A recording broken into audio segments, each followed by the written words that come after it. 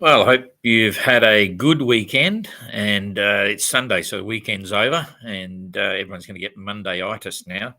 So everything looks pretty good out on the course right now, and the good news is that Explorer finally got away tonight.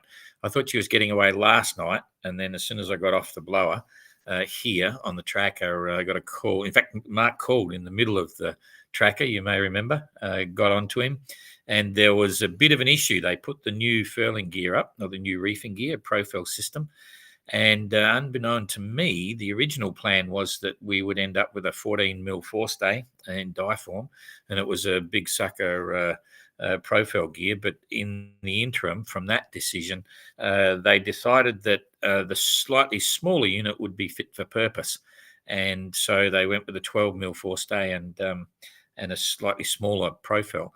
But then, in actual fact, when they got to put the sails on the unit, once it was up, which was supposedly a 6 mil foil. You need a 6 mil bolt rope would fit in there. Turned out that system actually had a 5.1 mil luff groove, and the two sails that we had for that wouldn't fit. So then there was a radical decision made late yesterday to completely take that one off and put the bigger system on with the new forestay. And then that would require, and this was part of the reason they decided not to do it in the beginning, some machining and new pins and bits and pieces. So effectively, then what happened is Jeremy Bagshaw, GGR skipper and great mate, helping a lot of boats in Cape Town. And sort of coordinating this for us as well, worked with the riggers, and they pulled the whole thing off on a Sunday, which was fantastic. They took it off Saturday night, and got everyone set up. So I'm not sure of the final detail, but the bottom line is people were coming into work on Sunday and doing machining, and then setting up new forestays and getting the system down there, and then putting it all up. And it was all done by late afternoon today, and then they had the final crew briefing and sort of systems check and everything, and then they left about an hour and a half ago, I think it is, actually out the river, and they're on their way. So first of all, it's a real credit to the whole Cape Town thing. There's a bunch of core sailors there, and the service providers have, for all the boats that I saw, have been really good. Some places you'd go in the world, you would never get anyone to come out on a Sunday and work all day, just to get a boat on its way, so what? But down in Cape Town, they did. So I'm grateful for that. And as I would be if it was for any other entrant as well. There's a bit of a timeline. Explorer's leaving now, and I think a reasonable ETA and expectation is that even under Explorer speed, under the captain of Captain Coconut, we would hope to see Explorer arrive in Auckland about 1 week before the start. So there's about 7,000 miles to go. So let's just see how it goes. Yeah, Ada just brought up another man there, Marcello, it's Jeremy and Marcello were the ones that were pulling that off. So thanks for that. And it took a bit of diplomacy and all the rest of it as well, because it wasn't really it was a strange situation that got us there, having the smaller system on and then ending up with the bigger system at the end.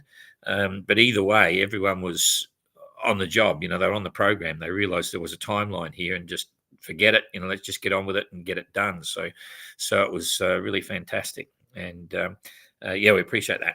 So we'll go through that side of it a bit. I still haven't heard from Jarrett on Sterner, but my understanding, just my gut feeling, is that they would have probably finished all the glassing yesterday that they had to do, which was quite substantial. There was a company there, a catamaran builder, that donated a team of workers and all the gear. It was a 5-hour drive to where they are from Cape Town. Went down there and they put in all the time to do that. And I'm hoping that they managed to finish all the glassing on Saturday. And then if that was the case, they probably spend all day today doing all the preparatory work, filling, fairing, doing whatever. And then probably Monday anti-fouling, final checks, put it back in the water, whatever. So I think, having not heard anything from Jarrett yet, I think it might be Tuesday they're going. It's just my guess. It's not from Sterner at all yet. Just my guess on that one. So that's it. And that could work out okay, because Explorer's got a little bit to go around the corner. And then if Sterner pops in on Tuesday, they might be reasonably close and go from there. But Explorer's going out into quite some heavy seas, which I'll explain when we do the tracker in a minute. I think that's about all I can tell you there. It's all, everything's out on the water now for the rest of the fleet, and it's all looking pretty good. So let's go straight to the tracker and see what's going on. Still, it'll be pretty benign, this one, pretty straightforward, because there's not a lot happening. As I told you last night, the whole fleet's sitting there and in beautiful Southern Ocean conditions. You could not ask for any better. And they're halfway across now, and they've just been going for it ever since. So doing, 1,500-mile weeks. So that's a pretty good deal to me. Anyway, so what's going on with Explorer? Let's have a look here. They're underway. You'll see it on the next tracker update, which will be in an hour or so. It's 4, 5 o'clock, 6, 7, 8, 9. Yeah, in an hour, you'll see Explorer pop up, and you can see it's coming across here. So it's quite nice at the moment. The first bit's about 15 knots or something. I'll give them a chance to settle down, but then it's going to change pretty quickly. So you can see here, bang, bang, bang. So by 4 o'clock in the morning, they're well and truly into it. It's going to be picking up to 30 knots from the north, all behind them. So that's kind of cool. And then it'll be, it just gets stronger and stronger. So this is going to come over and they'll get tied up with this lot here. There's not a lot they can do. They can't come out the side here. There's nowhere to hide along the bottom. So they're basically geared up for some heavy running. And I checked on windy, and it's more or less going to be 30, gusting up to 50. But it's all behind them. And the sea will build 3 to 4 meters. Again, all behind them. So that's pretty cool.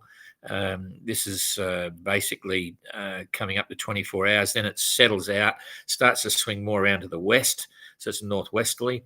And what I've done here, we discussed the weather a bit. If I come back here, we picked a waypoint, which is around about, I think it was 37.20 something here.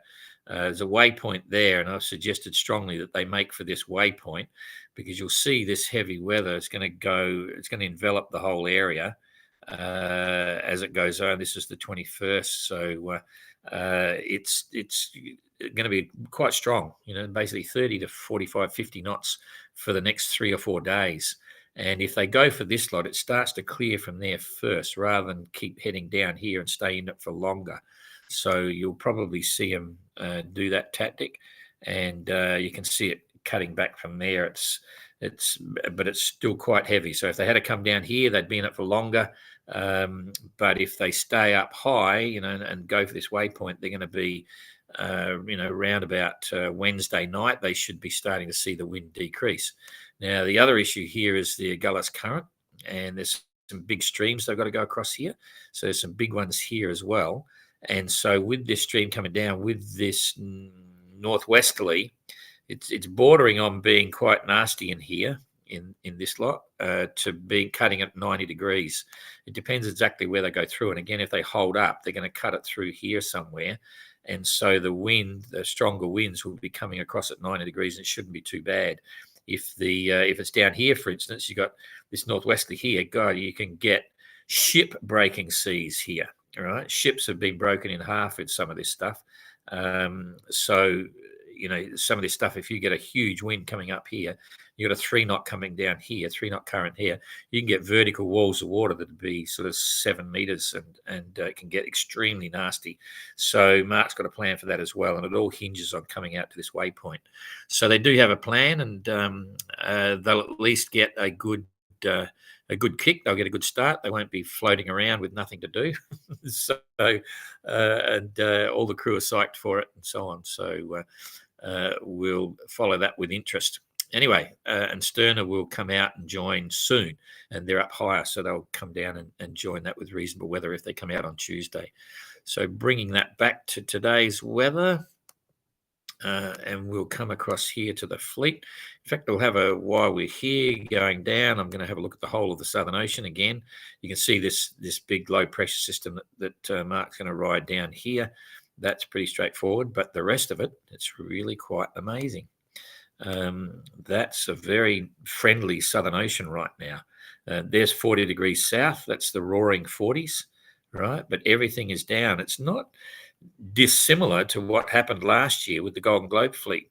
All of this, although there's not even many low pressures down here, this is all pretty empty Southern Ocean space, which is kind of, will I call it strange? Unusual. Usually you see more systems down here, but there's not a lot there. And it's certainly making it a very comfortable ride for the fleet at the moment. And they're making good ground without any real dramas. This is where they're going, right over here. Yeah, no complaints at all. So we'll just build it up and see what everyone's doing. Those heavier winds we discussed the other day have all gone down below Kerguelen, and the fleet's continuing on. So White Shadow doing 9.7 knots, 200-mile day, and Neptune 9.2 knots and a 233 nautical mile day. So slowly edging past White Shadow. Mind you, they should, because they're a bigger, more powerful boat, but they've been slowly, you might remember they were a long way behind. A week ago, they were way back here somewhere. So they've slowly been catching up to White Shadow and getting a move on, which is good to see. So that's okay. Now, these middle four, Triana and Outlaw and Galliano with Secure and Evrika, having a bit of fun. Evrika's getting left behind a little bit, doing 9.3, 213-mile day, but Galliano with Secure at 9.5, 219-mile day seems to be holding her own and squeaking ahead maybe a bit. They're sort of oscillating a bit back and forwards, but certainly doing okay. And fifth in IRC as well, which is pretty reasonable. Triana leading the pack, slowly gaining ground, 10.1 knots. That you got to remember, that's a 4-hour average at 10.1 knot, and that's really hooting. There's a Swan 53, but to do that, they'll be surging. They're probably doing 14s, 15s, and then back to 8s, and bits and pieces surfing down waves. There's probably a 3 to 4 meter sea there at the moment. Really hooting along. They'll be loving that with the sun shining. We'll have a look at the clouds in a minute. Outlaw 9.5. They're all level pegging, 213-mile day. Not too bad. Seeing we mentioned it, let's have a look at the cloud cover. No, they're in clouds. So this area over here, Penjuic, is in brilliant sunshine. So that's pretty cool. This is pretty intense cloud with a little bit of rain as well. And with the temperatures, when you get it like this, I don't think it will be, but let's have a look at the temperature to see. It's not too bad. They wouldn't be getting snow or anything, but that's in the 8-degree range, I suppose, or maybe 10. Still 10 degrees, so 10, 12 degrees. And that's because of norwesterly. If this was going southwest, they're in the realms down around, maybe still a little bit high. Down around here is where you get snow and ice, like hail and all that sort of stuff. They're still pretty warm up there, so that's pretty cool. So all good. And then L'Esprit de Keep, 9.2, 210-mile day. They're pretty much doing the same as the back group here. Again, I don't know whether they're closing in on Spirit of Helsinki, but they've certainly closed the gap in the last week or so. But I think right now they're doing pretty much level pegging.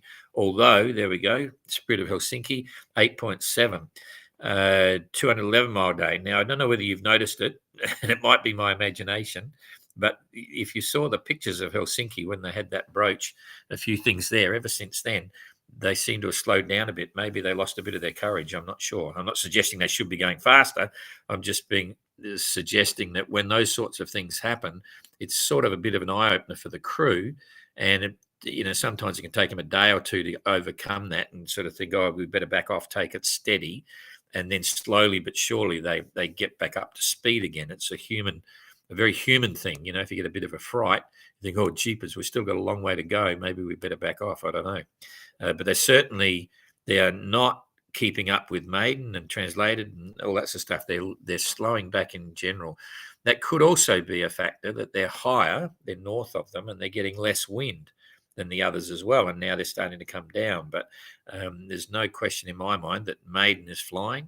Even though she's only showing 8.5 there, she's definitely moving ahead of Spirit of Helsinki, doing 213 mile day, and she's 333, third in line honours, third in IRC, and third in flyer class. So again, the girls are doing amazing things. And of course, then you come to Translated. Well, that's a whole story in its own. I often say they're doing what they're not meant to do by the nature of the boat and this, that, and the other. But, they're driving it really well. Simon's there, Vittorio, they've got a great crew, great preparation. all those things, the same as similar to the others as well. All the boats are prepared really well, but they're just doing it, and now they're second in line on us, first in IRC, and first in flyer class.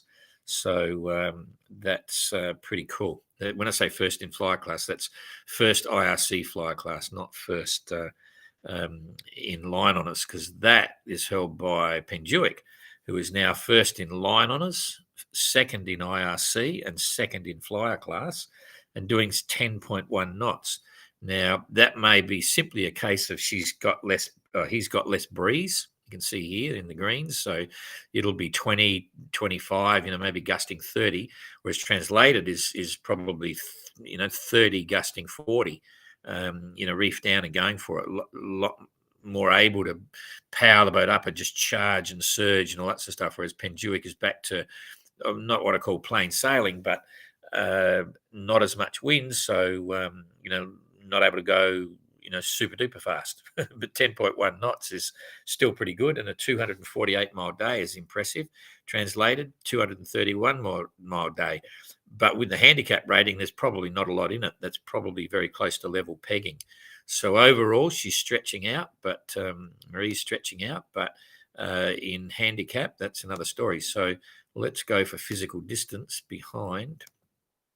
Translated, still about 240 miles behind Penduic, only a bit more than a day, so that's not too bad. And then if we zip that back the other way on the track, Maiden's only another 90 miles or so behind Translated, so that's pretty impressive. And then if we go transom to transom for Helsinki, they're about 85 miles behind Maiden. And then we go back here, transom to transom, about another 85 miles to L'Esprit de Keep. And if we say pick Triana and we go all the way out to Penduic, 620 odd miles. That's bow to bow. So bow to bow. So yeah, 640 miles behind Penduic. But that's, that's after we're now at 3 weeks. So it's only 200 miles a week. That's not bad for a 53 footer. In fact, that whole pack there is doing pretty well. So distance to the finish for Penduic is 4,080 odd miles. And if you split that into 3, that's about 1,300 a week. And 1,300 a week is nearly 200 mile days. And that's a pretty reasonable average. So it'd be about 3 weeks, which is a bit scary because that would mean they'd get into Auckland about the 8th of December, and I hope that, well, we're there, it's okay, but that's early. But I think they'll slow down a bit in the Tasmans, so 8th, 9th, 10th, 11th, 12th, still saying maybe about the 12th, whereas a week ago I was thinking it might be the 15th, 16th.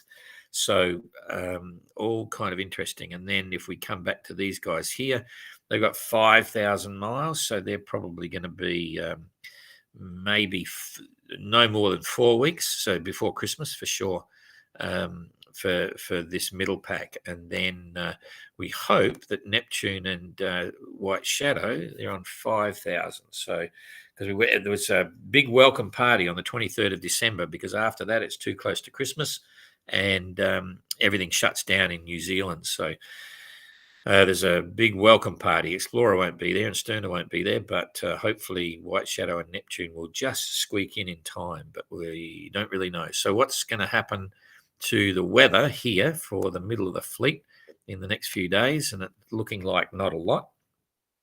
I think that's a little bit too far. So let's just start walking it forward. We'll go forward a day. You can see Penduic's got breeze. The tail ender's going to go a bit light. And then the sou'wester kicks in. It should go blue sky there. Let's just have a look, just to see if it's doing what it's meant to do. Yeah, look at that big hole. The big sou'wester coming up with a big hole, but it's not quite going to get them. So that's bad luck. But look at the front going through. Plenty of rain there. There might be a bit of breeze on that turn point where it goes from. If we go back to the wind, when it's going northwest, northwest, northwest, then you got the blue sky hit. And that can hit quite hard sometimes. This is going to go over the fleet. This is causing, if it's nighttime, it causes all sorts of havoc. But it's going calm, so that's not too bad. And then it comes in with a bang. from the southwest. So, but this is showing, no more than 30 knots gusting 40, 45. And a typical day, again, just to remind everyone, typical day in the Southern Ocean is 35 knots of breeze and about a 3.5 meter seas. That's normal. Anything better than that, it's light, and anything heavier than that, of course, it's just heavy Southern Ocean. But 35 knots, 3.5 meter seas, that's a normal day. So this is on the 21st, coming through for day 2, and no big dramas, no big surprises, but just continuous fast speeds. So this is the 22nd. You can see, and all got southwesterly or westerly or whatever. So that's the 22nd. They'll still be pushing along by now. There's the 23rd, coming up to 23rd. So by the time that's 4 days ahead, to about 700 miles for the tail ender. So maybe 800 miles from the tail enders. So at that point, Neptune, for instance, will be up around here somewhere. So this heavier weather's not even going to reach them in time, and Penduic's going to be up here somewhere, doing pretty well. So let's just flop that over and just see. Penduic will probably, Penduic's going to be up in this lot here by then. So right through until at least the 23rd, they're going to have really great Southern Ocean winds, and looks like no storms or anything, which is really unheard of. That's like coming up to, it looks like we're going to get 3 weeks of a benign Southern Ocean, which is quite good. I saw someone was disappointed that they, so one comment disappointed. Oh, Marie turned up as well on Twitter. We got a Penduic is okay. So you'll see that come up on the tweets. We finally got a message from them, which is kind of nice, because there's safety messages as well to make sure their comms are working and all that sort of stuff. That was via their Iridium handheld phone. Okay, so I think that's probably enough of that. I think we're done. I'm trying to speak a little bit slower for people to understand me better. And it's a Sunday, so is there any comments? We've got 110 people or something watching. G'day, Ada. Yeah, Marcello, thanks for that. Friends, hi from Cows. Good to see you. Hi, Don. Looking forward to another fascinating update this evening. Oh, it's fascinating. So happy to see them back on the tracker. Are they? Oh, then yeah, you will be. They're not there yet. So the Gullis current and the westerly gale. No thanks. Yeah, it's got a bit of north in it though, and they're well aware of it. We discussed this, and Mark knows what's going on. He's always been paranoid about the Gullis current. If you saw what he did in the 2018 GGR, he followed the coast all the way along before he stepped out. And sadly for him, he got caught by a huge gale. He was trapped at the top. It was quite a story. We were all thinking, jeepers. Anyway, but they've got a plan, and I think it's fair to say they'll be okay. And the other thing is, of course, because they're out of the rankings for the for leg 2, they can actually, if they want, use their GPS chart plotter and all that sort of stuff. But Mark will still be using a sextant, and they can get weather reports, normal bits and pieces. So it's more or less like a delivery, and the same with Sterner. So we'll see how it goes. Fair wind, go Pete. Okay, Pete, it seems like the lead pack is really buggering off. Absolutely. That's my phrase. You knew that. Anyway, it's not a swear word. When I say, come on, bugger off, that's common phrase for Australians. Anyway, one lady aboard maiden, as per the one lady aboard maiden at the start of leg 2. Yeah. Greetings from a sunny Argrave. Oh, that's a nice spot. Maine, amazing. All good. OGR typo. Sorry. Yep. Cool. All right. So that's me done. We'll see you tomorrow night, and we should get a few calls from people tomorrow and hear more stories direct from the Southern Ocean. And they're just having an amazing time, touch wood. So see you.